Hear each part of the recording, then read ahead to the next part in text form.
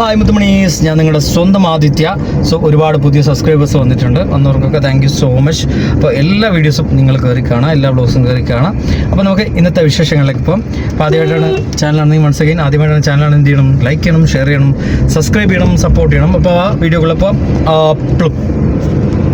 Hello hi എല്ലാ മുത്തുമണികൾക്കും ഒരു വലിയ നമസ്കാരം. കാരണം ഒരുപാട് സബ്സ്ക്രൈബേഴ്സ് ആയി വരുവാണല്ലോ.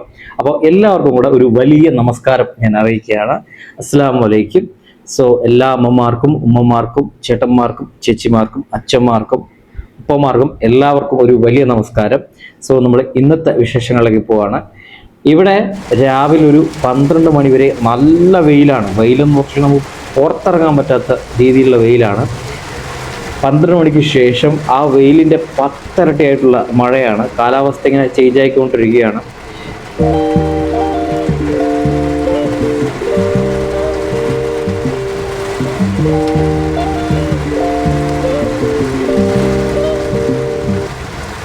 നിങ്ങളുടെ അവിടെയൊക്കെ എന്തുണ്ട് വിശേഷം? മഴയാണോ വെയിലാണോ? തീർച്ചയായിട്ടും നല്ല കമൻറ്റിലോ. ഈയിടെ നമ്മൾ അടുപ്പിച്ചടുപ്പിച്ച് കണ്ടന്റ് റീൽസാണ് ചെയ്യുന്നത്. സോ ആ റീൽസ് എല്ലാം നിങ്ങൾ കയറി കണ്ടിട്ട് സപ്പോർട്ട് ചെയ്യണം. ഈ കണ്ടന്റ് റീൽസ് നിങ്ങൾക്ക് വർക്കാവുന്നില്ലെങ്കിൽ അതും നിങ്ങൾ കമൻറ്റ് ബോക്സിൽ കമൻറ്റ് ചെയ്യണം. നിങ്ങൾ കമൻറ്റ് ചെയ്യുമ്പോഴേ മനസ്സിലാവത്തുള്ളൂ.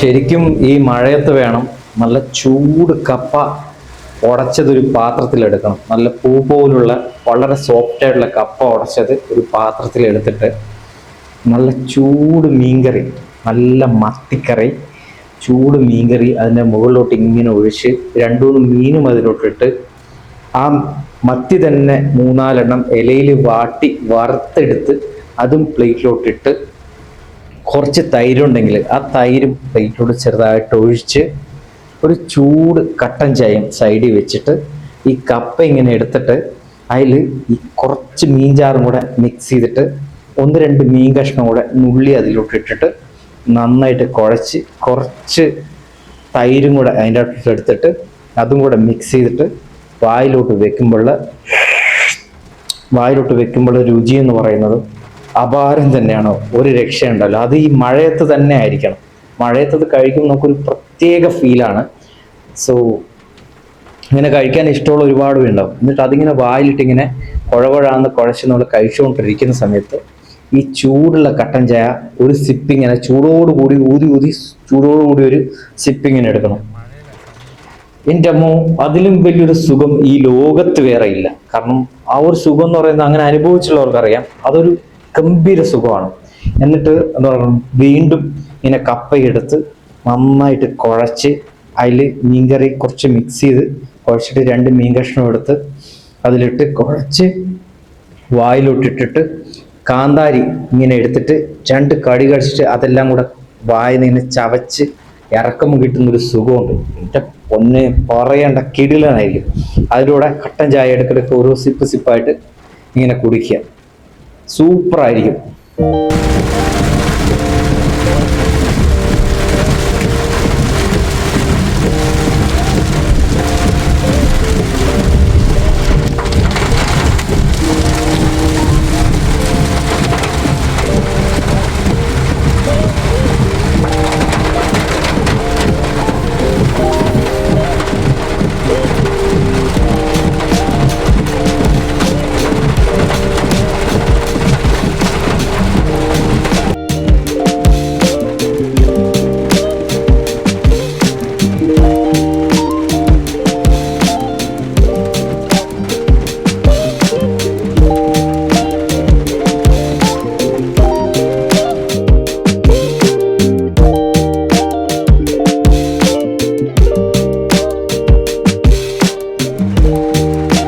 ഇപ്പം നിങ്ങൾ വിചാരിക്കുന്ന എന്തുകൊണ്ട് ഇവിടെ വണ്ടി നിർത്തിയെന്ന്. ഇവിടെ നമ്മൾ ചായ കുടിക്കാൻ വേണ്ടി വണ്ടി നിർത്തിയതാണ്.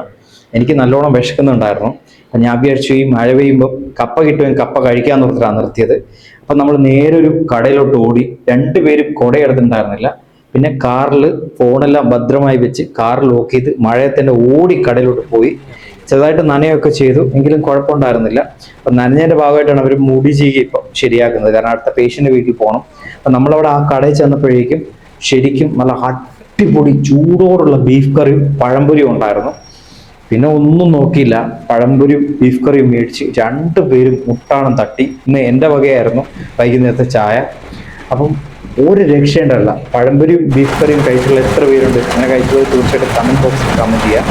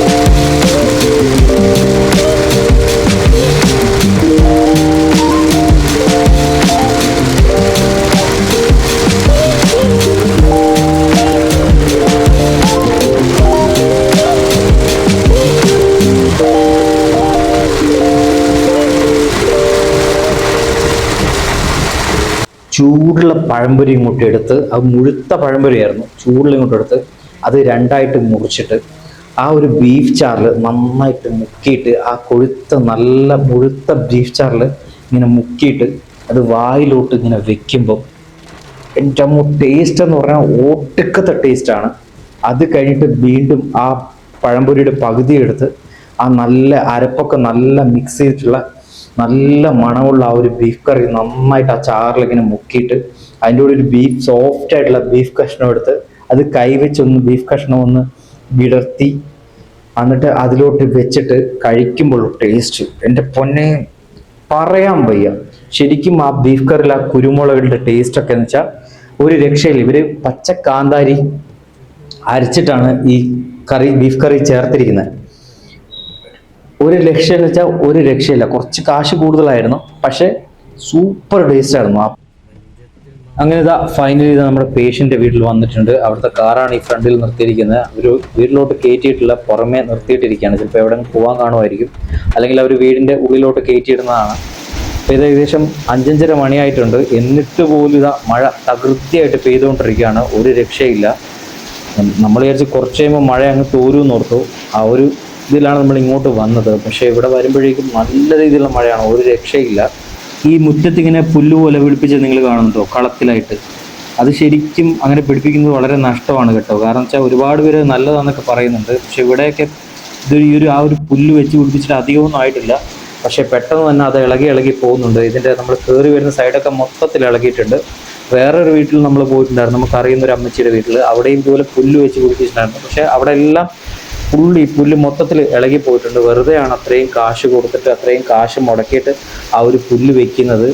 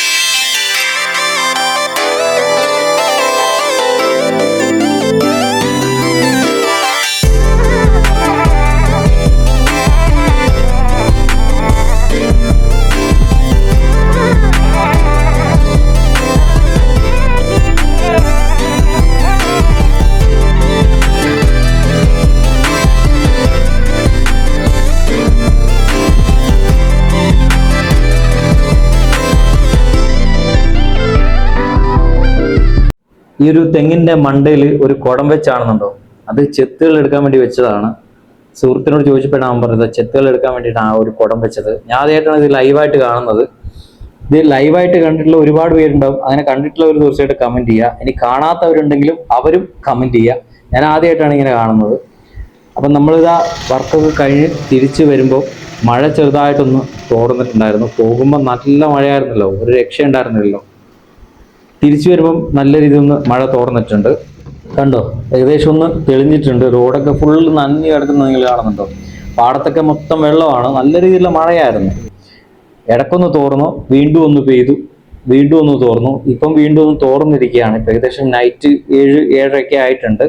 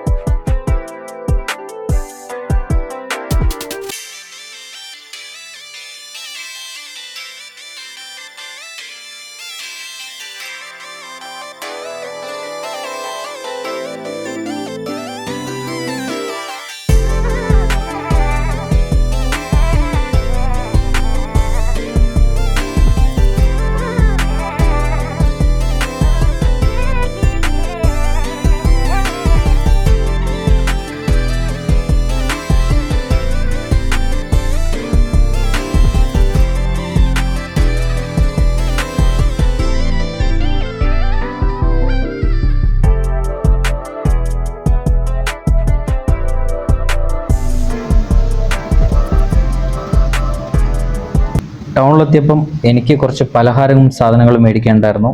വൈകുന്നേരത്തെ ചായക്ക് വേണ്ടിയിട്ടുള്ളത്, പഞ്ചസാര, തേയില, അങ്ങനെ കുറച്ച് സാധനങ്ങളൊക്കെ മേടിച്ച് തിരിച്ചു പോവാണ്. അപ്പോൾ ഇന്നൊക്കെ ഇത്രയുള്ളൂ. വീഡിയോ ഇഷ്ടം എന്ത് ചെയ്യണം? ലൈക്ക് ചെയ്യണം, ഷെയർ ചെയ്യണം, കമന്റ് ചെയ്യണം, സപ്പോർട്ട് ചെയ്യണം. അടുത്ത വീഡിയോ കാണാൻ എല്ലാവർക്കും love you, Tata, bye bye.